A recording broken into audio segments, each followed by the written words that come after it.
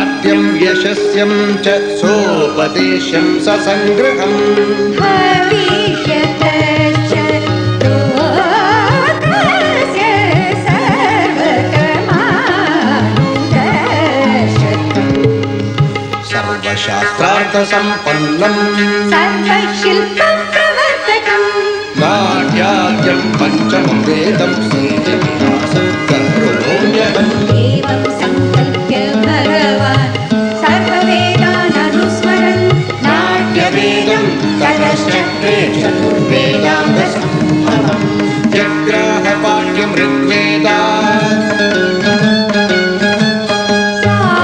सामभ्यो गीतमेव च यजुर्वेदात् अभिनयम्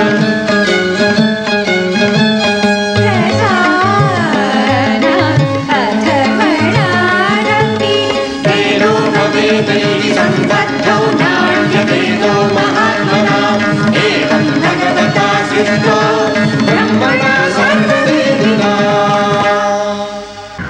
We have seen a demonstration of 80 Karanas. We'll now see the remaining. Akka, I have a doubt. Yes, come on. The last Karana we saw was Mayura Lalitam. You gave two interpretations. One standing with the leg raised at the back, the other lying with both the legs raised. How can there be such a disparity in the two interpretations? Oh, I'm happy you asked me this question. I was also equally puzzled when I first saw the Kumbakonam figure with a clear label of its name inscribed below it. I also came across a similar figure in a Tibetan painting. They must have been some other reading for the same line of Natya Shastra. The definition that Bharata gives has the phrase Vrishchikam Charanam Kritva, which indicates the raising of one leg as Vrishchikapada. Charanam implies one leg. Charanam is dual, meaning both the legs. Imagine a reading Vrishchikam Charanam Kritva instead of Vrishchikam Charanam Kritva. Then you have the Kumbakonam figure. But the more important significance is the link seen between Kumbakonam in the south and Tibet in the north. The other normal reading of the shloka codified in Tanjavur and Chidambaram is almost a living tradition in the dances of Thailand. We frequently come across traces of our Karanas in their dances, wherein we see their toes outturned as Anchita in the place of the inward curve of the foot called Kunchita. The Karana Kunchitam is also found in Thai dances under the name Thep Pranam, meaning salutation to God. In India, this posture is connected with Garuda and Nandikeshwara, the revered vehicles of Lord Vishnu and Shiva, respectively. Friends, if this is the link that exists even today, with a big gap in time and space between India and Southeast Asia, can there be diversity in reality in the single landmass of our Bharat? Vibrant variety should not be mistaken for deep diversity. Now let's see the remaining 28 Karanas from Sarpitam onwards. But Tanjavur figures are not available after Sarpitam.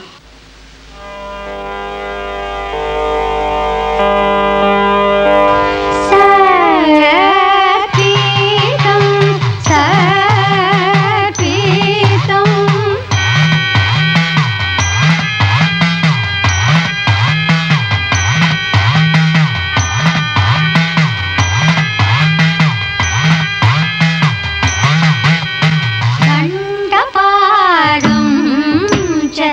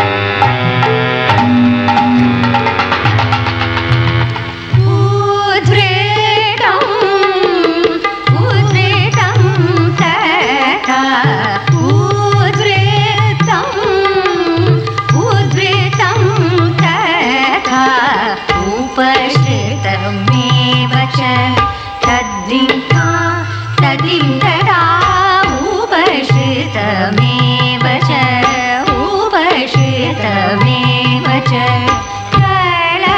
कलसङ्घट्टितं चैव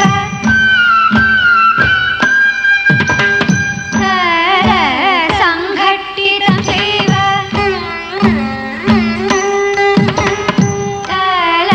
कलसङ्घट्टितं चैव जनितं जनितं जनितं जनितं जनितं जनितं च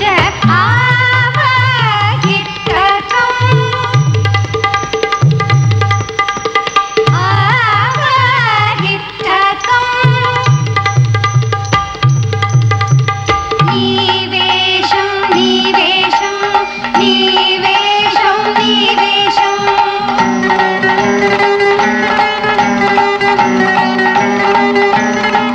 एलका क्रीडम् एलका क्रीडम् एलका क्रीडम् एलका क्रीडम् ऊरुधृतं तथैव च ऊरुधृतं तथैव च ताधितुं नं ताधितुं नं ताधितुं नं तथाधितितुं तं नं तथाधितितुं तं नं मदस्खलितकं चैव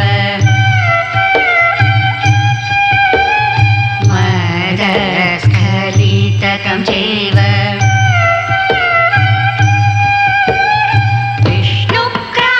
विष्णुक्रान्तमजाति च तत्तरिकिडतं धा तित्तरिकिडतं धा विष्णुक्रान्तमजाति च तत्तरिकिडतं धा तित्तरिकिडतं धा सम्भ्रान्तं सम्भ्रान्तं मथ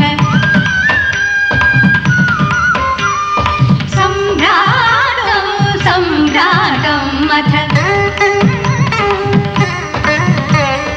विष्कम्भं तचं तीर्थां किटतक विष्कम्भं तचं तीर्थां किटतक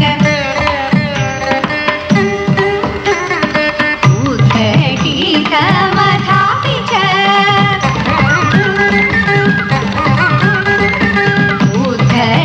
उद्घटितमथापि च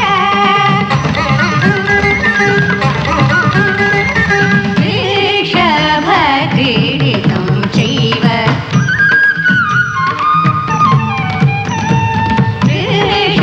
वृषभक्रीडितं चैव लोलितं च तथा परं लोलितं च तथा परं लोलितं च तथा परं लोलितं च तथा परं नारापसर्पितं चैव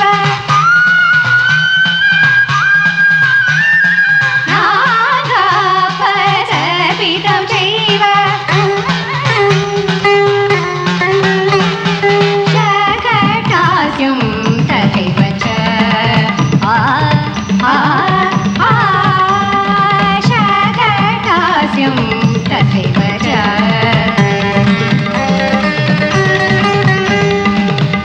गङ्गावतरणं चैव गङ्गावतरणं चैव गङ्गावतरणं चैव इत्युक्तमष्टाधिकं शतम् इत्युक्तमष्टाधिकं शतम् इत्युक्तमष्टाधिकं शतम्. What a variety of movements in these 108 Karanas. Breathtaking indeed. Ki sundar, so much of grace. And yet some acrobatic movements too. Is it possible for us to master them? Why not? It's all not that difficult if you know the methodology. But Akka, not all that easy also. I would like to learn and use them in my desi style. That's your birthright. It's all Bharata's art for which there is no copyright. But Akka, we cannot forget that it's your find. Perhaps, maybe. But I must share this treasure with all. The Pauranika cannot claim to be Valmiki. He is only the storyteller and not the author of Ramayana. Madhuben, I will promise you I will try to perform 106 Karanas, but definitely not the last two. They are more acrobatic. And one more too, the Chakramandalam. I am afraid to even say that. Out of 108, hardly 8 Karanas are more or less acrobatic in nature. But unfortunately, the concept of Karana is often misunderstood. In fact, some post-17th century works on dance have defined Karana merely as 4 types of somersault movements. In Tamil, we still have the word Kutti Karanam for such movements. If you follow Bharata, more than 100 Karanas are beautiful dance movements, difficult to perform as they need grace and not just control of the body. The problem about the Karana is that mere copying a sculpture and striking a posture without knowing the course of action will lack Recaka, Saushtava and Sattva. We understand course of action. What are the other terms? Saushtava, Recaka and Sattva? Understand Saushtava as symmetry and proportion. It is this concept that governs all traditional visual arts. It is this same concept that binds dance, painting and sculpture. The use of space in an aesthetic manner depends on proportion. Hence, any kind of convulsion cannot be accepted as dance, and any painting or sculpture lacking symmetry and proportion is vociferously declared in Vastu Shastra as causing inauspiciousness, including disease and death in society. You are aware of the term Tala as a unit of measurement for time. Tala also means span. It's interesting to note that the same term is used for measurement of time and space. Hence, missing of beats or missing of correct body lines can be equally sinful. It's only because of symmetry that a traditional Indian sculpture looks like a dancer coming alive, and vice versa. A good dancer is eulogized as being sculpturesque. This itself is a major topic for elaboration, but we can take note of general rules. In dance, the back has to be perfectly straight. The entire energy has to be motivated from the last part of the vertebral column. The chest or stomach should not protrude. The ears are to be in line with the waist. And when the hands are in front of the chest, they have to be at least 8 angulas away from the body. This would suffice for the present. What is Recaka? Recakas are the Angaharas or ornamentations in actual movements of dance. Here, we don't mean the jewelry or costume. We can compare Recaka with the various types of Kaku of Natya Shastra or Gamaka of later period in music.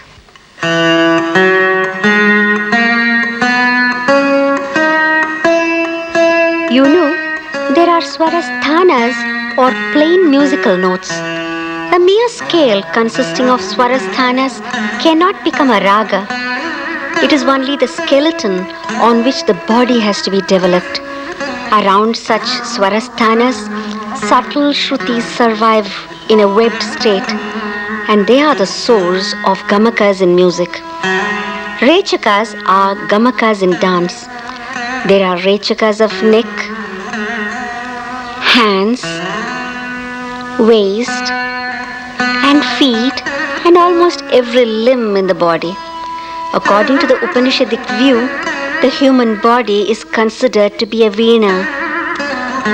Like how the subtle Shrutis are produced in the veena, The subtle Recakas are produced in the body as visual music. I'll just take 3 notes, Daivata, Panchama and Madhyama in Todi, and show you how mere Swara Sthanas are converted into subtle Shrutis. Similarly, in dance, Nritta Sthanas are converted into Recakas.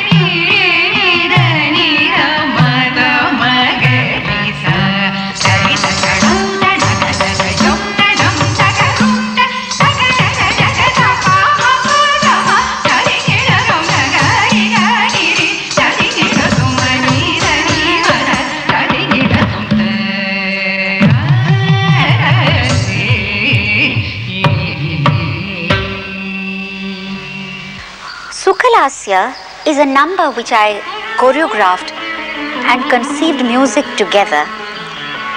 It is based on a lasyanga of the medieval age called Sukalasa. It is total synchronization of music and movement. The counterpart of the same in rhythm is the Padapata, also another lasyanga in which there is total synchronization of the rhythmic syllables with the footwork. The concept of singing, dancing and playing any instrument in Shat Kala or 6 speeds have been common to entire Bharat.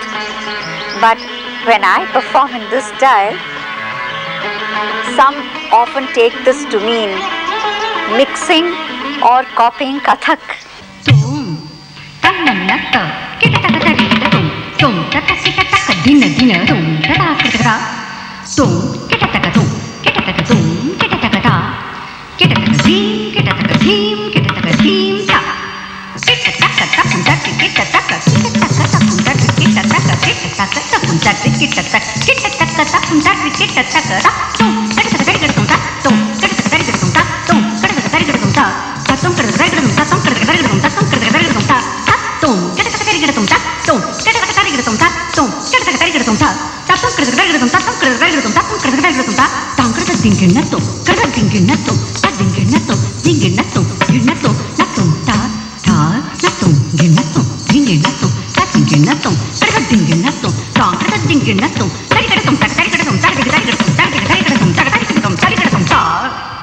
Both Bharata and Abhinavagupta have insisted that there should be no dance without Recaka. In my own humble experience, I hear dance and see music. You said the third requirement for Karanas is Sattva. Sattva has something to do with the mind, isn't it? They are called Nritta Karanas. How does Sattva come into it? Don't you know the verse? Yato Hastas tato drishtihi, yato drishtis tato manah, yato manas tato bhavaha, yato bhavas tato rasah. This is meant for Nritta, which is part of Angika Abhinaya or physical expression. The meaning of the verse is, where the hand goes, there go the eyes. Where the eyes go, there goes the mind. When the mind is involved, bhava or feeling is born, resulting in rasa or aesthetic experience. Now, I move my hands, I don't move my eyes. See.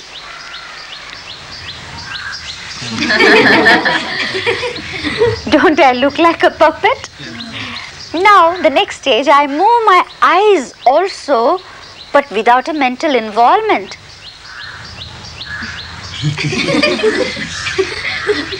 Is it not mechanical? Now, I enjoy my movements with a mental involvement.